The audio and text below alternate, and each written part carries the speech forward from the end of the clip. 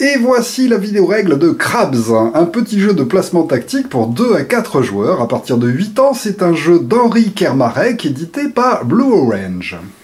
Au niveau du matériel, on va tout d'abord trouver un plateau qui va représenter une plage qui va être balayée par les vagues, et ensuite nous avons chacun un ensemble de pions à la couleur des joueurs, chacun de ces pions représentant des petits crabes. Alors il y a des gros crabes, des crabes moyens, et puis des crabes plus petits, qui se repèrent comme ça à la taille en fait des pions. Il est à noter en fait que tous les dessins sont différents pour chacun des crabes, des chouettes illustrations de Stéphane Escapa.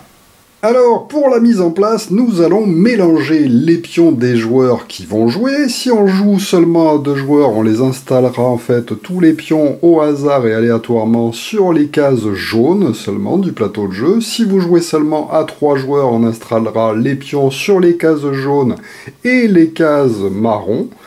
Et si vous jouez à 4 joueurs, on installera des crabes sur toutes les cases du jeu. Ceci étant fait, par exemple ici une installation pour 3 joueurs, on va donc remettre les pions bleus dans la boîte, nous sommes prêts à débuter la partie. Quel est donc le but du jeu? Eh bien dans Crabs, nous avons tous des petits crabes qui essayent de résister à la marée montante. Effectivement, de temps en temps, une vague va venir enlever en fait une partie des crabes qu'il y aura sur le plateau de jeu. Il faudra être le dernier à avoir encore des crabes disponibles pour remporter la partie. Pour le déroulement, nous allons jouer dans le sens des aiguilles d'une montre autour de la table, et lors de son tour, chaque joueur pourra faire bouger un de ses crabes sur le jeu. Alors, on pourra déplacer un crabe du nombre de petites étoiles qui sont dessinées dessus. Les petits crabes sont plus mobiles, ils peuvent avancer jusqu'à 3 cases, les crabes moyens avancent de 2 cases au maximum, et les gros crabes avancent de 1 au maximum. Alors, les crabes ne se déplaceront que sur des cases occupées par d'autres crabes. Il sera donc interdit de passer sur les cases vides du plateau de jeu. En plus de ça, lorsqu'un joueur va finir son déplacement avec un crabe, il devra obligatoirement finir sur un crabe égal à sa taille ou plus petit que sa taille. Donc un petit crabe ne pourra jamais finir son tour sur un crabe moyen ou sur un gros crabe. Imaginons que notre premier joueur soit le joueur vert, celui-ci pourrait par exemple décider de bouger ce petit crabe qui peut se déplacer de 3, 1, 2, 3, pour venir finir son déplacement sur un crabe adverse de la même taille que lui. Évidemment, lorsqu'un crabe sera placé sous un autre crabe, il sera impossible de le bouger. Donc là, le joueur vert, lors du prochain tour, pourra à nouveau déplacer son petit crabe vert en libérant le crabe rouge, mais en attendant, le crabe rouge est bloqué. Alors attention, les crabes sont toujours obligés de faire la totalité de leur déplacement. Donc là, imaginons que ce soit autour du joueur jaune, il déplace un crabe avec 2 étoiles, il est obligé de le déplacer de 2 cases. Il ne peut donc pas juste faire 1. Mais par contre, il pourrait faire 1, 2. Effectivement, si on n'a pas le droit de s'arrêter sur un crabe plus gros que nous, on a le droit par contre de passer sur un crabe plus gros que nous. Il suffit de terminer son déplacement par contre sur un crabe égal ou inférieur.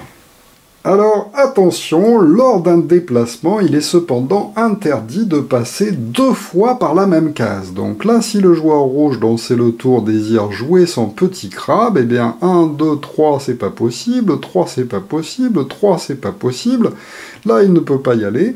Il lui sera interdit de faire 1, 2, 3 par exemple, parce qu'il repasserait par une case sur laquelle il est passé lors du même déplacement. Donc là, notre joueur rouge ne peut pas bouger ce petit crabe, il est donc bloqué et il faut qu'il joue un autre crabe s'il le peut. Donc imaginons qu'il a envie de jouer celui-là, c'est un niveau 2, ici il y a un niveau 2, quelle que soit la taille de la pile, hop, il a le droit de venir le placer dessus. Mais attention, il doit faire 2 de déplacement, donc 1, 2, là ça marche. Et ainsi de suite, en faisant toujours attention cependant aux connexions. Effectivement, il faudra toujours vérifier après le déplacement d'un crabe que tous les crabes qui sont en jeu sont connectés les uns aux autres par rapport aux emplacements, emplacements qui sont autour d'une case. Donc là, par exemple, tout le monde est relié pour le moment, il n'y a pas de problème. Effectivement, dès qu'on va faire une séparation quelque part, on regardera le groupe de crabes le moins important qui aura été formé, et ce groupe de crabes disparaîtra du plateau de jeu emporté par une vague. Imaginons par exemple que le joueur vert ne réfléchisse pas bien et fasse 1, 2, il vient se placer sur un crabe de niveau 2 ici. Ensuite, on passe au tour du joueur jaune et celui-ci décide de faire ceci. Dès qu'il fait cela, eh bien ce groupe de crabes va se trouver séparé en fait de l'autre groupe de crabes. Effectivement, tous ceux-ci sont connectés les uns aux autres, mais ceux-là se retrouvent plus connectés en fait aux autres crabes du jeu. On regarde donc quel est l'endroit où il y a le moins de cases occupées. C'est ici où il y a le moins de cases occupées, et à ce moment-là, eh bien on va enlever tous ces crabes qui sont emportés par la vague. Il ne reste plus donc que les crabes qui sont ici. Vous comprenez donc qu'on a tout intérêt à ramener ces crabes qui se trouvent dans les endroits les plus dangereux. Ici, nous avons une ligne complète qui n'est plus tenue que par 2 endroits. Attention, si jamais les crabes disparaissent de ces endroits stratégiques qui se trouvent au milieu, eh bien, un des groupes va encore disparaître. Il faudra donc faire très attention. Alors, en cas d'égalité, lorsqu'il y a 2 groupes se forment par rapport au nombre de cases occupées, à ce moment-là, on regardera quel est le groupe sur lequel il y a le moins de pions, et c'est là où il y aura le moins de pions que ça partira à la vague. Si jamais il y a encore une égalité en nombre de pions et en nombre de cases, à ce moment-là, le joueur qui a fait le dernier déplacement sera celui qui choisira lequel des 2 groupes disparaîtra. Alors, attention aussi à toujours pouvoir bouger un crabe. Effectivement, si un joueur ne peut plus bouger de crabe, malheureusement, il sera éliminé. Donc là, imaginons que ce soit à notre joueur rouge de jouer, il fait 1, 2, il finit sur des crabes de niveau inférieur à lui, donc c'est possible. Ensuite, on passe à notre joueur jaune qui pourrait, 1, 2, 3, décider de rapatrier son petit crabe jaune parce qu'il commence à avoir peur. Et puis ensuite, on va passer au tour du joueur vert. Le joueur vert a un petit crabe ici qui doit se déplacer de 3. 1, 2, 3, c'est impossible. 1, 2, 3, 1, 2, 3, il n'a aucune possibilité pour déplacer ce petit crabe et le faire arriver sur une case valide.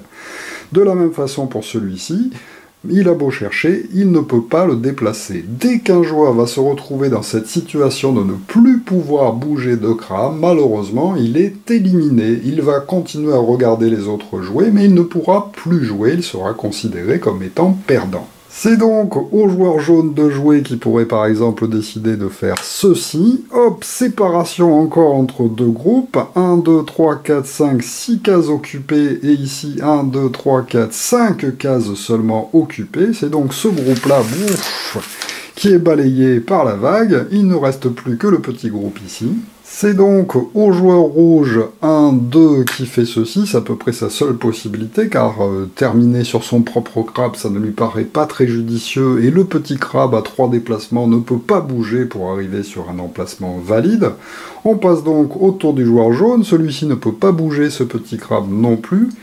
Ah si, il peut, 1, 2, 3, pardon. Donc par exemple, il pourrait 1, 2, 3 décider de faire ceci pour terminer sur le crabe rouge. C'est donc au joueur rouge de jouer qui n'a plus trop le choix, il serait obligé de jouer celui-ci. Le dernier déplacement possible, comme il ne peut pas terminer sur des crabes plus gros que lui, c'est de faire 1, 2 pour terminer ici. On repasse au tour du joueur jaune. Effectivement, le joueur vert ne joue plus, comme il a déjà été éliminé. Donc là, le joueur jaune va être obligé de bouger un de ces 2 crabes qui se trouvent là. Mais en bougeant un crabe, il va libérer le joueur rouge. Donc à lui de réfléchir à qu'est-ce qui lui paraît la meilleure stratégie à adopter. Il pourrait par exemple décider de faire ceci. C'est donc au joueur rouge, celui-ci n'a pas le choix, il va être obligé de terminer sur son propre crabe, car les 2 ont la même taille et ceux-là sont trop gros. Donc à lui de voir dans quel ordre ça lui paraît le plus sympathique, par exemple 1, 2, et ensuite c'est au joueur jaune à nouveau de jouer, eh bien celui-ci pourrait terminer en faisant ceci. Le joueur rouge est bloqué, il ne peut plus jouer de pion, il a donc perdu la partie, et c'est le joueur jaune qui l'emporte. Voilà donc pour Crabs, vous l'avez compris, un petit jeu de déplacement aux parties assez rapides, effectivement, en général au maximum vous en avez pour 20 minutes, même si on réfléchit quand même sacrément, enfin on peut réfléchir sacrément pour essayer de ne pas faire d'erreurs de déplacement qui peuvent vous faire perdre la partie très rapidement si jamais vous vous retrouvez dans des groupes inférieurs en nombre. Sur le placement initial, vous avez donc intérêt à quand même essayer de les répartir équitablement entre les couleurs. Voilà, le matériel est quand même magnifique, hein. Il est à préciser que ce ne sont pas des autocollants qui sont collés sur les pions en bois, mais que c'est carrément dessiné et peint par-dessus en fait le pion, donc vraiment de super qualité. Et voilà donc un magnifique jeu de Henri Kermarrec. Merci de m'avoir suivi et à très bientôt pour une nouvelle vidéo règle. Au revoir.